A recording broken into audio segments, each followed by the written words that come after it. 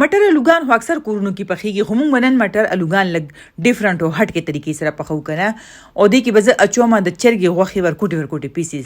اکثر کیمه پکې خلک ډېره اچوي کنه، مټر او کیمه هم ډېره زما فیورټ ده. بس دلته یو غټ پیاز چې دی اپ نارمل غوړو کې چې څومره تاسو یو سالن ته اچوي هغې کې سور کوي، بیا به هغې کې مټر واچوي.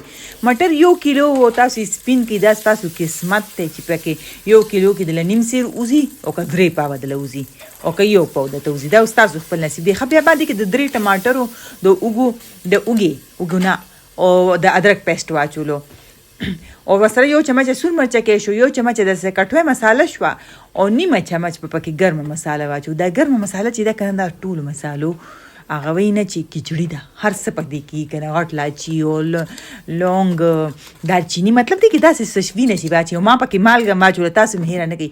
بیا په ډکن کېږدئ دلته کې داسې چې داسې شپږ 9 منټه دا دغه سره شي دا مټر، نو بس بیا پکې مونږ واچو د الوګان او چرګې غوښه. ښه الوګان چې ما کټ کړي په ورکوټي پیسز مې کټ کړي دي، ولې چې زه هم چې داسې چې نوڼی سره راړي چې هر څه یو ځای راځي، دغه شانتې غوښه مې واړه پیسز کې کټ کړي ده چې څنګه مونږ میکروني ته کټ کوو که نه، یا داسې وایي چې بل څه ته یې داسې کټ کوي واړه. خو ما کیمه کړې نه وه، کیمه چې شي بیا پکې لږه ډېره ورکه شي که نه. بس دلته مې 3 منټه دام سره که پهله خو مساله ښه سره شوې وه، نو بیا مې پکې 3 منټه دا سره کړو. بس اوس دې کې د دې پخول آسان شو، لکه کار یې لږ پاتې شو که نه. بس چې دا ښه سره شي دې کې به مونږ واچو اوبه، او په تاسو خپل مقدار سره زیاتې کمې اچولی شي. ځنه که کورونو والا خوروادار سالن ډېر خوښوي، ځنه والا اوچ خوښوي، خو داسې مقدار کې چې شي اسونه چې پکې ما واچول دا نارمل اوبه دي. نو ولې چې لږ به کوکر هم ترېنه غیبوي، دا نه چې کوکر نه غیبوي. ځنه خلکو یې کوکر اوبه نه وچوي، ولې نه وچوي؟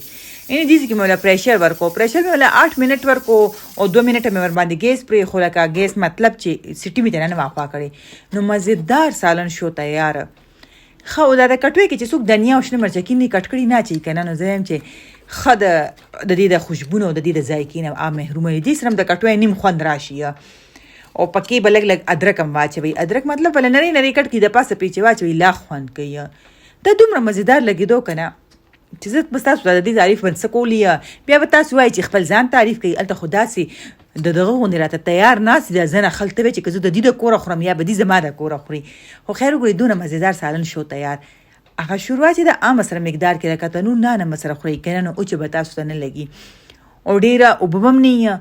سپینې روجې به سره پخې کوي، ما پخې نه کوي. زما ارمان شو ځکه چې ما روټۍ پخوله، زه دونه ستړې وم، ټایم دومره شارټ و که نه، نو ما چې اوس سپینې روجې پخې بس پرېږدي، د دې نه ښه ده ما یې پخو. خو چې د دې ټول کور واله چې په څه خوشحالي یاوله وکړه. غوښه څومره نرمه ده او مټر دغه شانتې خپل ځان کې نرم دی چې دغه شانتې هر څه نرم وي او ژوندي ښکاري. چې وران شوي نه، نو خوند یې نیمبو پرې واچوئ او خوند ترې نه واخلئ چې څنګه مو زړه خوري ویې خورئ. که 3 روټۍ ورسره خورئ که 2 ورسره خورئ، کني زما غونته کې یو روټۍ خو به هم خورئ. مزېدار مټر آلو شو تیار.